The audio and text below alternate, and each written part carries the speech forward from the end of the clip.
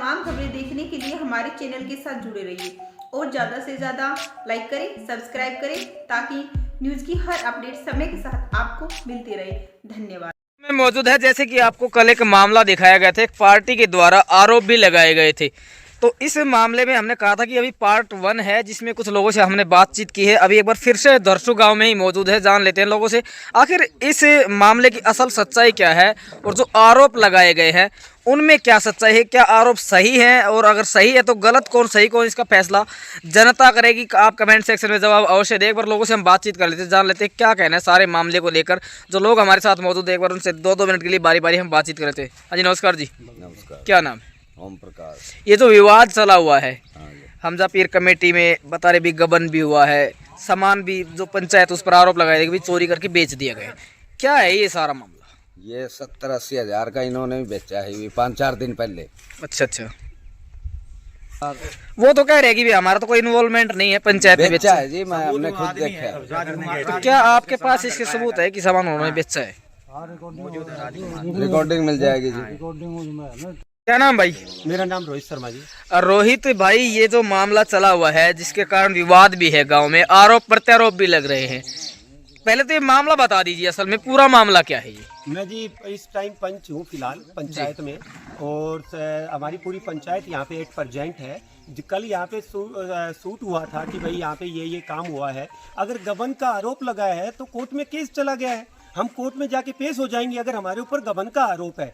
कल उन्होंने कहा कि ओम प्रकाश सन ऑफ गिस्साराम उनके पुत्र हैं, उन्होंने भाई ऐसे ऐसे चोरी किया है। अगर हमारे ऊपर गबन का आरोप है तो हम कोर्ट में पेश होकर उन्होंने केस कर दिया जी। हमारे ऊपर पूरी पंचायत पर, डीसी साहब पर, एसडीएम साहब पर, तहसीलदार पर, ग्राम सचिव पर, बीडीओ पर, सरपंच साहब पर, इन सब के ऊपर उन्होंने केस डाल रखा है जी। अगर हम गुनहगार हैं तो हम कोर्ट में जवाब दे देंगे। अगर वो कहते कि हमारा पीर बाबा है, मेरा बाबा संभालता था, तो मैं एक बात जाहिर कर देता हूँ जी, आप पीछे के सरपंचों को उठा के देखो ना, उन्होंने किसी ने बैठाया तो होगा उनके बाबा को पंचायत में।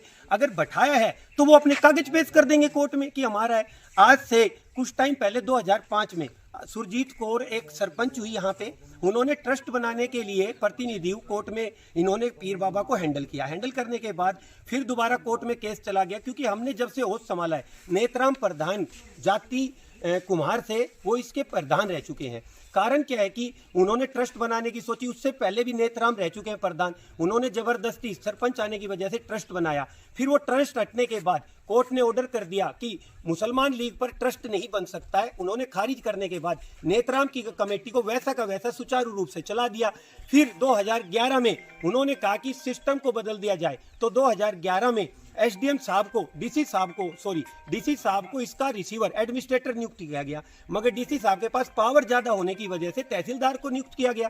तहसीलदार इसका जितना भी पैसा है, जो भी चीजें हैं, वो सारी वो अपने अंडर में रखते हैं। उनके कुछ बंदे बैठाए हुए थे, वो कुछ टाइम यानी कि 13-14 साल से वो सेवा दे रहे हैं। उनकी तनख्वाह वगैरह तहसीलदार साहब जानते हैं, पंचायत का कोई इश्यू नहीं था। तो सारा माजरा तहसीलदार साहब देख रहे हैं। अगर तहसीलदार पे भी ये गबन का आरोप लगाते हैं तो कोर्ट में केस है उनके ऊपर भी, वो भी वहां जवाब दे देंगे। अदरवाइज हमारे ऊपर ये ब्लेम करते हैं कि हमने चोरी की है या कुछ किया है, तो पब्लिक के सामने प्रूफ लाओ। झूठी वीडियो बना रहे हैं, मेरे बारे में वीडियो बनाई, मुझे जान से मारने की धमकी दी, मेरी कोर्ट में केस है इनके ऊपर। आज से 2000 पिछले जो मुकेश सरपंच थे उनकी योजना में भी 113 नंबर फाइल पे केस है, इनके ऊपर अभी भी कोर्ट में केस चल रहे हैं। सिर्फ उस केस के दबाव में ये पूरे गांव को पजल कर रहे हैं सर। और आप कुछ पूछना चाहते हैं तो मैं अभी आपको प्रेजेंट में जवाब। अच्छा, उन्होंने ये कहा है कि भी तहसीलदार को जो चार्ज है वो दे दिया गया है, तो बता रहे कि भी कुछ 6 लाख रुपए का बिल भी पेंडिंग बता रहे हैं सर। तो ये बोल रहे हैं कि भाई जो एक्चुअल में कारण क्या है कि तहसीलदार साहब ने सारा अपना बैलेंस इंक्वायरी बना रखी है। आप कोर्ट में ये कहते हैं कि हमने आईटीआई मांग लिया, आईटीआई का जवाब दे देंगे तहसीलदार साहब। और अगर कोर्ट में केस है, अगर सटे नहीं है तो ये पीर में बढ़ कैसे सकते हैं? आप गांव से पूछो ना, अगर ये पीर में बड़े हैं, जबरदस्ती कब्जा करने गए, तो इसका मतलब इनके साथ कुछ हुआ है। ये विवाद कहां से शुरू हुआ? ये विवाद कुछ नहीं जी, सबको पीर बाबा चाहिए था। तहसीलदार साहब देखेंगे, और मैं तो प्रशासन से कहना चाहता हूँ जी, पूरे को अडेप्ट कर लो आप। तहसीलदार साहब कब से देख रहे हैं इसको? तहसीलदार साहब 2011 से, उससे पहले नेतराम प्रधान होता था जी, करीब काफी टाइम से। मैंने अपनी एज में नेतराम प्रधान को देखा है। इसमें योजना मतलब जहां से मैं सरपंचों को जाता हूं, बनवारी लाल दया कौर बनी जी जब नेतराम देख रहा था, दया कौर के बाद हरनाम सिंह सरपंच बने जब नेतराम देख रहा था, नेतराम के बाद फिर सुरजीत कौर ने ट्रस्ट बनाया, ट्रस्ट को बहाल किया, बहाल करने के बाद नेतराम प्रधान केस जीत गए, फिर वो दोबारा पीर बाबा में प्रधान आ गए। अगर इतना ही मुद्दा है तो इनके पास कुछ कागज तो होगा, इनके केस भी गए। 2005 में हमारे गांव के 30 आदमी जेल में गए, 25 या 30 के, क्योंकि मैं उस टाइम नाबालिग था, मुझे ज्ञान नहीं था। किस मामले में? ये ट्रस्ट के मामले में। अच्छा। क्योंकि ट्रस्ट तोड़ने के लिए कमेटी जीत गई, कमेटी ने अपना कब्जा कर लेना चाहा तो इन्होंने दिया नहीं, इसके चक्कर में 30 आदमी जेल में गए। अगर जेल में गए तो इसका नाम मैं जो मेरे पापा के तुल्य हैं हनुमान प्रसाद जी, मेरे चाचा कह सकता हूं नाते में, अगर वो जेल गए हैं या अदरवाइज उनका कोई रोल है तो वो कागज पेश कर दें। भाई अगर केस चलता है तो कहीं तो उनका नाम होगा केस में, कोर्ट में। मतलब आज से ज़्यादा नहीं तो 25 साल से कोर्ट केस चल रहे हैं और नेतराम भगत जी केस को जीतता है। मेरे पास कुछ डॉक्यूमेंट है, मैं आपको रिलीव कर दूंगा उस चीज़ों को लिए कि भाई आप देख सकते हैं। तो ये बवाल है, अगर इस चीज़ को देखना चाहते हैं तो तहत से प्रशासन इसकी इंक्वायरी करे। अगर कोर्ट केस चल रहा है तो मैं प्रशासन से अपील करना चाहता हूं कि इसके मद्देनजर रखकर किसी की यहां पर घुसने की परमिशन ना दे जब तक कोर्ट का फैसला नहीं आता है। आप कोर्ट में कागज पेश कीजिए जी। तो जिस तरह से लगातार ये मामला चर्चा का विषय भी बना हुआ है, इससे कहीं ना कहीं जो गांव में जो शांति व्यवस्था है, सौहार्द का माहौल है, वो भी खराब हो रहा है। क्या नाम है आपका और क्या कुछ कहेंगे इस सारे मामले को लेकर? आमजन से क्या अपील रहेगी?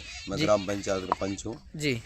ठीक है जी। गांव में हमारे दरगाह है, दरगाह में विवाद चलता आया है, केस भी बने हैं, केस जीतते भी हैं, प्रधान भी बने हैं, प्रधान का हटाए भी गए हैं। लेकिन कुछ दिनों से अपने तहसीलदार नायब तहसीलदार को सौंपा गया है, 2011 से उसको सौंपा गया है। उसके बाद में उसमें क्या है कि जो ट्रेजरी है, जो गल्ला है, वो तहसीलदार करेगा, बाकी बाहर की देख रेख ग्राम पंचायत आने वाली जब भी पंचायत है ग्राम पंचायत करेगी। अब ग्राम पंचायत जो देख रही है उसके ऊपर इंटरफेयर कर रहे हैं। ये जो माहौल जो खराब हो रहा है गांव में इस सारे विवाद को लेकर के, इसको लेकर के क्या कुछ कहेंगे, क्या कुछ मैसेज रहेगा ताकि जो भाईचारा है, शांति व्यवस्था वो बनी रहे? माहौल सर ऐसा ही है कि जैसे पंचायत को देख रेख के लिए कह रखा है तो पंचायत को देख रेख करने दो। क्यों माहौल खराब, गाँव का माहौल क्यों खराब कर रहे हैं? इसी तरह कहना। भाई क्या नाम है आपका? सर मेरा नाम मनोज कुमार है।